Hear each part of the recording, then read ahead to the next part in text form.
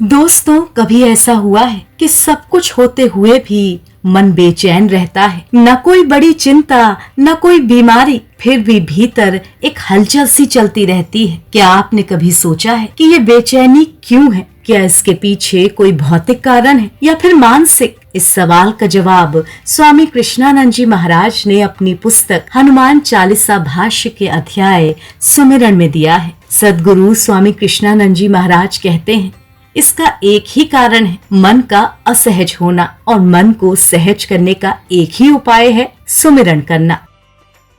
दोस्तों, सुमिरन एक ऐसा शब्द है जो सुनने में बहुत साधारण लगता है, लेकिन इसके भीतर छिपा है आत्मा को ईश्वर से जोड़ने का रहस्य। जैसे कि तुलसीदास जी हनुमान चालीसा में कहते हैं, संकट कटे मिटे सब पीरा, जो सुमिरे हनुमत बलबीरा। अर्थात जो व्यक्ति हनुमान जी का सुमिरन करता है उसके सब संकट कट जाते हैं और पीड़ाएं मिट जाती हैं। दोस्तों, सुमिरन का अर्थ केवल नाम जपना नहीं, ये तो मन को राम में रमाना है। सद्गुरु स्वामी कृष्णानंद जी महाराज समझाते हैं, मन का सहज होना सबसे कठिन साधना है। ये मन एक बिगड़ैल घोड़े की तरह है, जितना पकड़ो उतना भागता है, पर जब इसे थका दो लगातार सुमिरन से, तब ये शांत हो जाता है, सहज हो जाता है।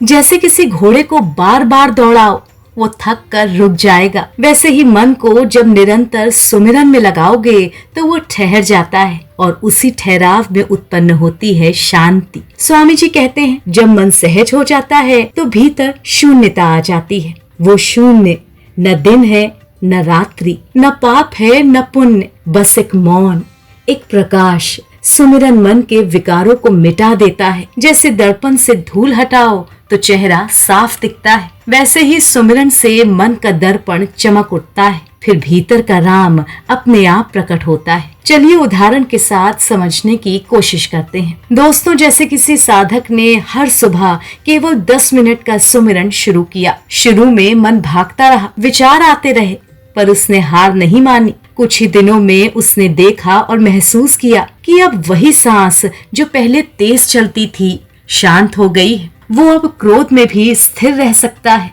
वो भीतर से हल्का महसूस करता है। यही सुमिरन का पहला फल है, यानी मन का सहज होना।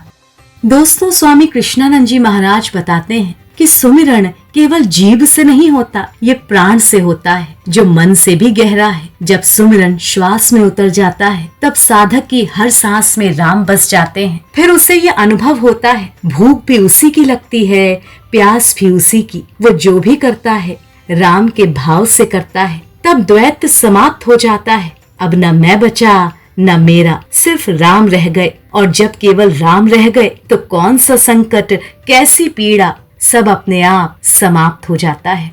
सुन सहज मन समरते, प्रगट भई एक ज्योति, ताहि पुरुष की हों बलिहारी, निरालंब जो होती।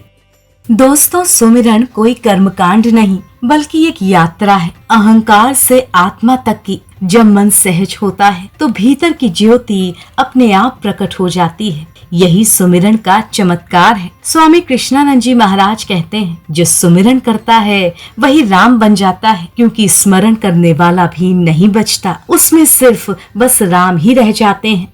तो दोस्तों, अगली बार जब आप परेशान हो या दुखी हो तो बस एक पल ठहरिए, आंख बंद कीजिए और राम का सुमिरन कीजिए। देखिए कैसे मन अपने आप शांत हो जाएगा। अगर आप इन रहस्यों को और गहराई से जानना चाहते हैं तो सद्गुरु धाम आश्रम की साधनाओं से जुड़िए, जहाँ सुमिरन, स्वर और साधना आपको आपके भीतर के राम से मिला देते हैं, जहां आप सद्गुरु स्वामी कृष्णानंद जी महाराज के सानिध्य में राम का सीधे स्मरण कर पाते हैं। दोस्तों, अगर आपको ये वीडियो पसंद आया हो तो इसे लाइक करें, शेयर करें और चैनल को सब्सक्राइब करना ना भूलें।